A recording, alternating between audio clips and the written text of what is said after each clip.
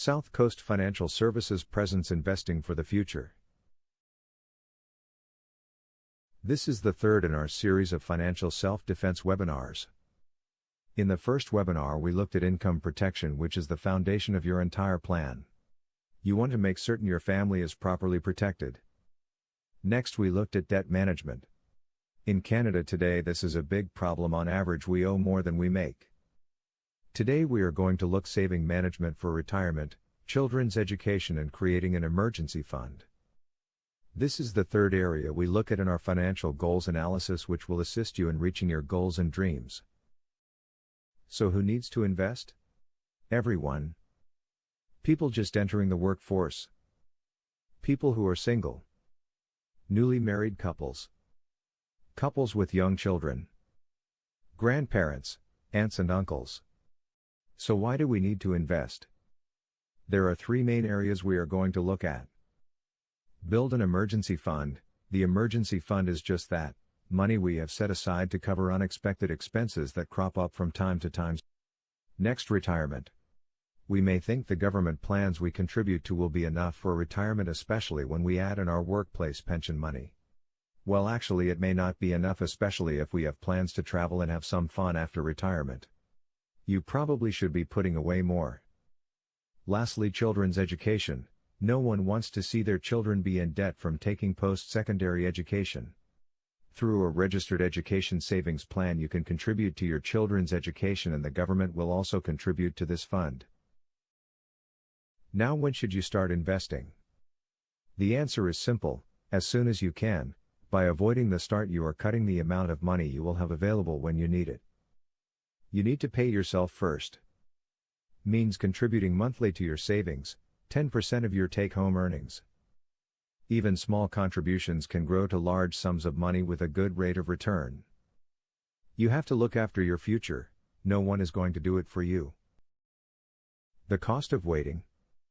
Let's look at an example where you start investing $100 per month and you are getting a 10% rate of return.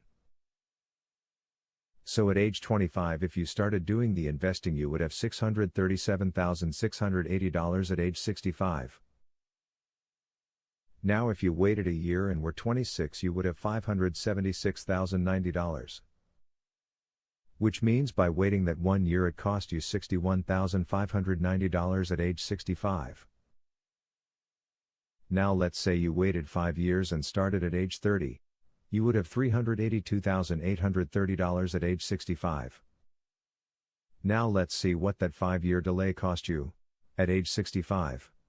It cost you $254,850. Wait even longer and start at age 40, you would have $133,790 and at age 65. By waiting the 15 years you would have lost $503,890 in growth. As you can see, by waiting, you lose a significant amount of money by age 65. But you say you don't have any money to invest. If you buy 4 Tim Hortons a day, give up 1 and you are halfway there. Types of investment funds. GICs, mainly sold through banks. Stock market, sold through stock market brokerages. Mutual funds, sold through investment companies, financial advisors with their mutual fund license. Segregated funds, sold through insurance companies, financial advisors with their life insurance license. First on the list are GICs, guaranteed investment certificates. Many people think this is the safest bet for their money, and it is. However, as you will see, it is not a good investment strategy. They are sold mainly through banks. Your money is locked into a GIC for a contract period. They have fixed interest rate, along with low rates of return.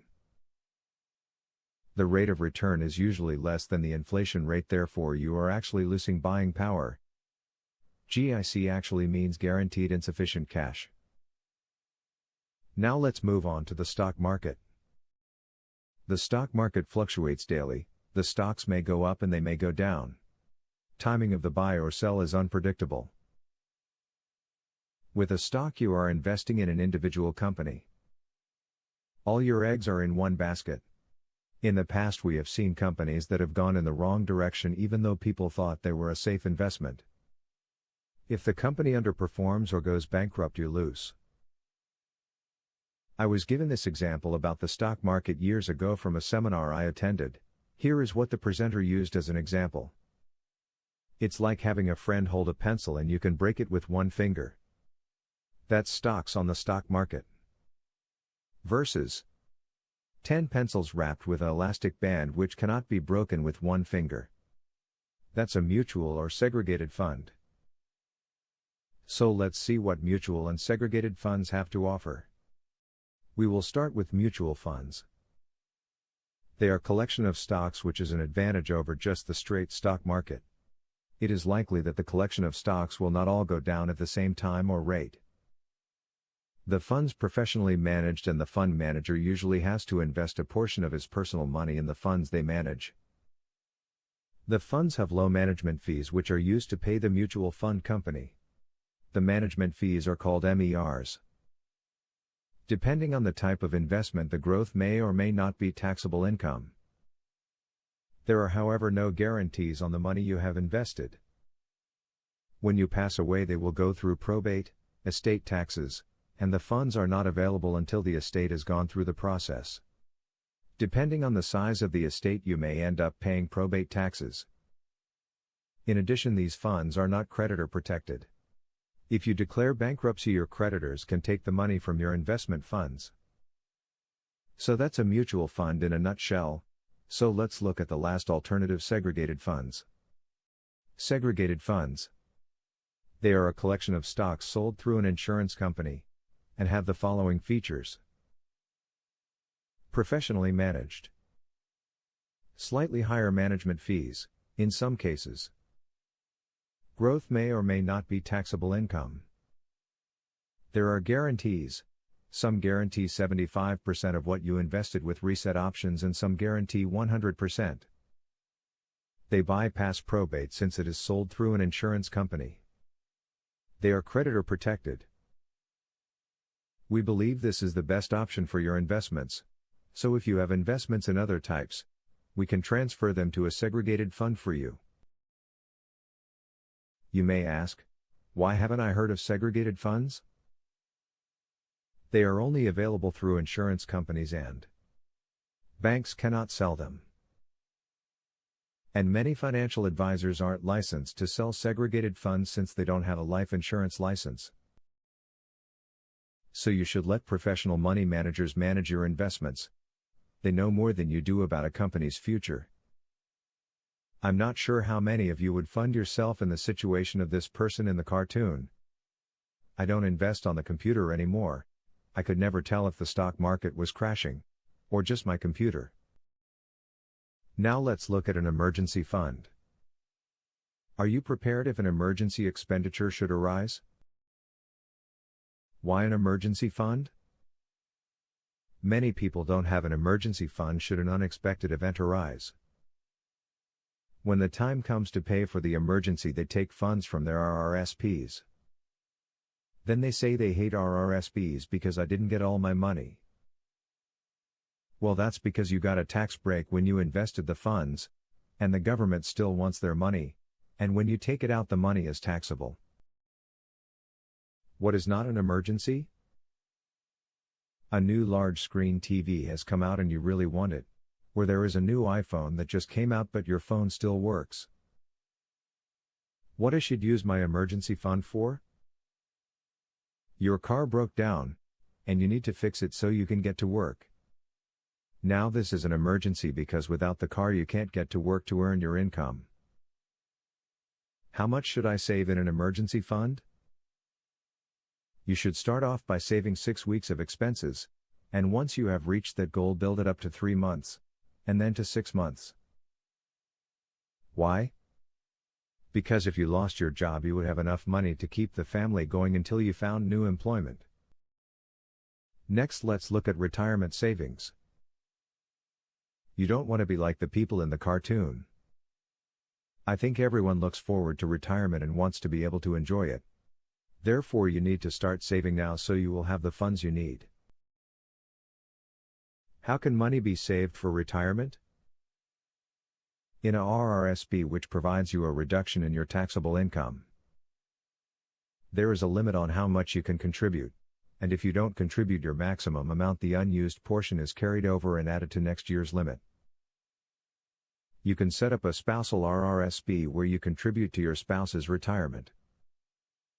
You pay income tax when it is withdrawn. If you have a spousal RRSP, you should take money from both yours and your spouse's RRSP, thus reducing income tax payable.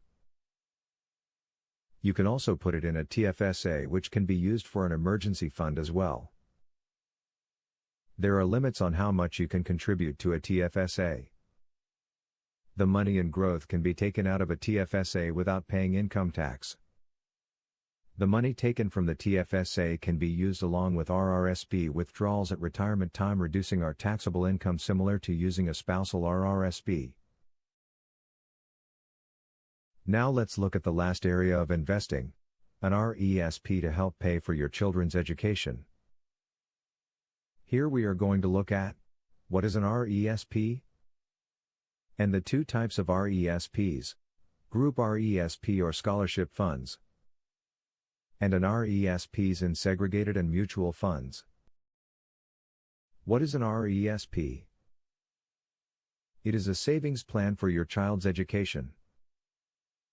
Here are the contribution rules. You can contribute up to $50,000 lifetime for a child. The government will match 20% of the first $2,500 contributions you make every year, giving your child up to an additional $500 per year until the age of 18. You can contribute for up to 31 years, and once the child reaches 35, the RESP must be closed. If the RESP is closed or cancelled, the funds contributed by the government must be paid back.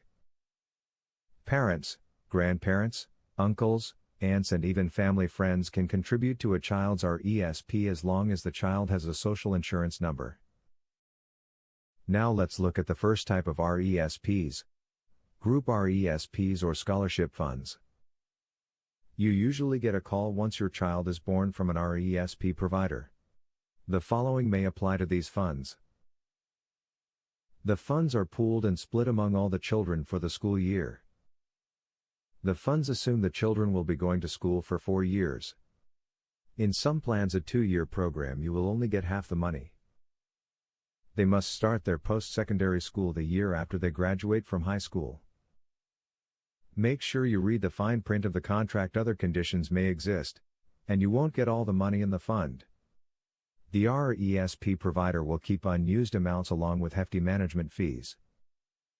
The main point is that you are not in control of these investments.